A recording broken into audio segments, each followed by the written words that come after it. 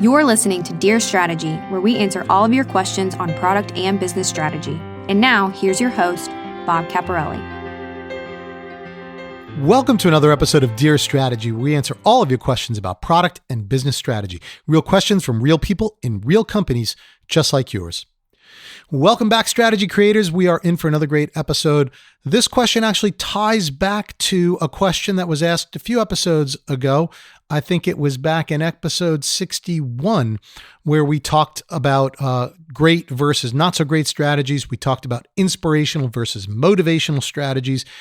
And in that discussion, we were basically talking about strategies that are created for customers or the outside world versus strategies that are motivated by your inside company, right?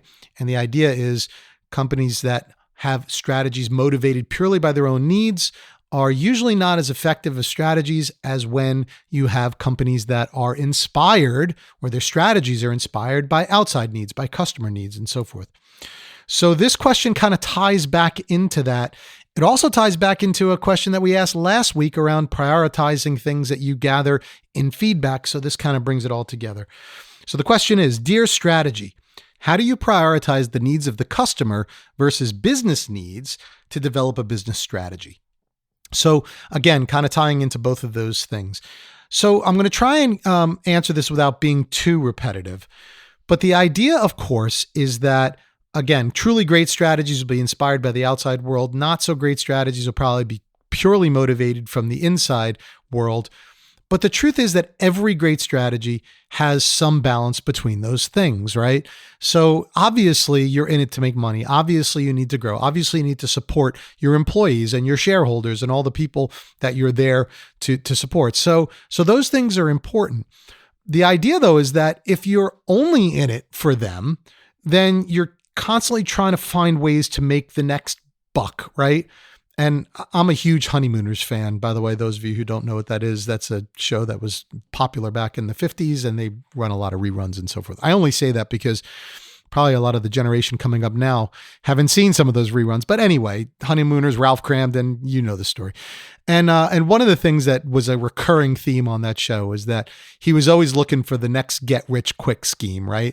Poor guy, always wanted to make a buck and was always trying to find a way to do it. But I always think about that as a lesson, because if you think about any of the schemes that he was coming up with, it was always for the purpose of making him rich, right? He was always trying to find some angle that could make him rich. And what he was missing in his formula is looking at the outside world, looking at what people need, looking at what people wanted, right? And that they would actually pay for, that would add value to their lives.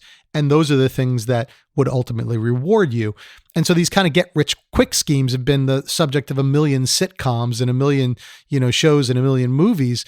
But if you think about it, they are all kind of surrounding the same thing, that when you're only in it for you, it's not going to work. Whereas when you come up with something that truly changes the world, something that truly changes the way a customer feels about something, that is going to ultimately get you the money that you want. It's going to get you rich if that's what you're looking for, but not because that's where you started, but because that's the result, right? And so when you're looking at a strategy, and back to this question, how do you prioritize the needs of the customer versus the business? Just make sure that both of them are represented, right? You're always going to have both. But if you only pay attention to one and not the other, then it might not work. By the way, similarly, if you only pay attention to the outside world, I don't want you to think that that's a good thing either, because it could be, and it could result in something great. But if you're always just concerned with, helping, and you're not thinking about how that's affecting your bottom line, right? You may be out of business pretty quick, or you'll be a nonprofit, but you can't necessarily only pay attention to the outside world. If you're a for-profit business, you have to look at both things. So make sure that both are represented. One of the ways that you could do this is as you're gathering feedback, and this kind of ties to last week's question as well, where we talked about prioritization and making a decision matrix and so forth. Make sure that you're organizing the feedback that you're getting and the insights that you're gathering when you're doing your situation or baseline analysis for your strategy. And you should be gathering them in three basic buckets: the company, right? The industry, which includes the competitive situation as well. And then the market, which of course includes the customer situation. And if you're assured of getting information in all three of those buckets, then you should be able to maintain some balance, or at least step back a little bit and say, hey, am I considering all of these different needs? So once you have that, let's talk about the other part of the question, which is around prioritizing the needs. And, prioritizing really has to do with understanding the type of company that you are. What kind of strategy do you want to have? What are your overall goals as a company? And there's a lot of different types of companies out there. Not all of them are the same. And it's an obvious statement, I know, but let's explore a few things. And there are some companies that are really just positioned to keep spitting off cash, right?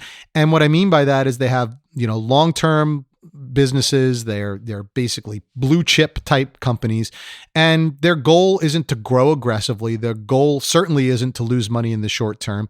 It's to have a good, solid portfolio, mostly to the mature end of the spectrum, that's kicking off dividends for their shareholders, making decent profit and growing incrementally, right? And those types of companies are not necessarily going to take huge risks, right? They may put sometimes the needs of themselves, I won't say above the marketplace, but sometimes, but they'll definitely have their own needs and their own shareholder profile as a big part of their strategy and a big part of what they need to prioritize. And then there are other companies that are like Amazon, right? Especially Amazon in the last however many years, where they were actively losing money, but they were positioning themselves for big, aggressive, take over the world type growth, right? So those shareholders were willing to lose money in the short term, or willing to invest in a company that was losing money in the short term because the company was positioned for aggressive growth. Google is somewhere in that category as well. They're not losing money by any stretch of the imagination, but their shareholders are willing to take a lot of risks, right? Take a lot of the capital that they have and invest it in projects that may be huge hits or may not be hits at all, right? Tesla is another company like that they're not looking for the short-term profit. They're looking for the long-term prospect of the company. And as a result, they're willing to take some different types of risk. The point is that you have to understand what type of company you have. And you have to understand if your company is a little bit more geared towards shorter term, making money and making sure that the shareholders are happy, or geared towards longer term, really big picture thinking, future growth, sometimes at the expense of current growth. And those are going to create different needs. So the companies in that former bucket, and the kind of more mature companies, they might put the business needs a little bit higher, right? Make sure we meet the quarter, make sure we're always making a set profit number and never go below that. Whereas the companies that are in the latter bucket, they may be more looking at the customer needs, right? Really look at the needs of the market, really satisfy the market, do whatever the customers want, because we're not necessarily concerned with short-term profit. We're concerned with long-term growth. So those are kind of profiles that you have to look at. It's pretty unlikely that, especially if you're a product manager inside of a large organization, that you're going to change the profile of your company drastically. You're not going to change IBM into Amazon. It's just not going to happen.